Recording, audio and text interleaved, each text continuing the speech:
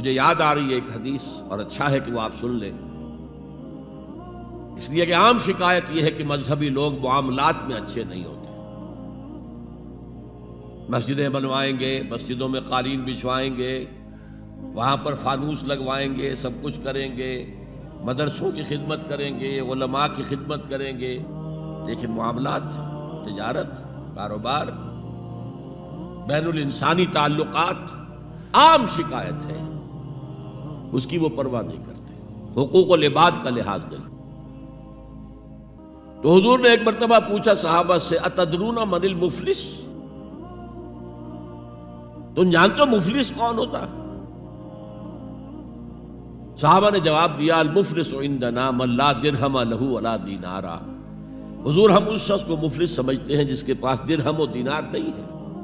ہم کہیں گے روپیہ پیسہ نہیں ہے، فرمایا نہیں، میری امت کا مفلس وہ ہوگا جو بہت سی نمازیں لے کر آئے گا، بہت سے روزے لے کر آئے گا، بہت سے حج لے کر آئے گا، بہت سے عمرے لے کر آئے گا، لیکن اس کے ساتھ ہی قد شتم ھذا، فلاں شخص کو گالی دی تھی، واکل مال ھذا، فلاں شخص کا مال کھا لیا تھا، فلاں شخص پر تہمت لگائی تھی۔ اب وہ سارے دعوے دار آ جائیں گے، اللہ اس نے میرے ساتھ یہ کیا، ٹھیک ہے بھائی اس کی نمازیں تم لے جاؤ، اور تو کچھ ہے نہیں، کوئی کرنسی تو ہے نہیں وہاں، نہ ڈالر ہے نہ یورو ہے، کچھ بھی نہیں، اعمال کی کرنسی ہے، نیکی تم لے جاؤ۔ کوئی اور دعوے دار آیا، روزہ وہ لے گیا، اس کے پاس کچھ نہیں رہا، دعوے دار اب بھی باقی ہیں،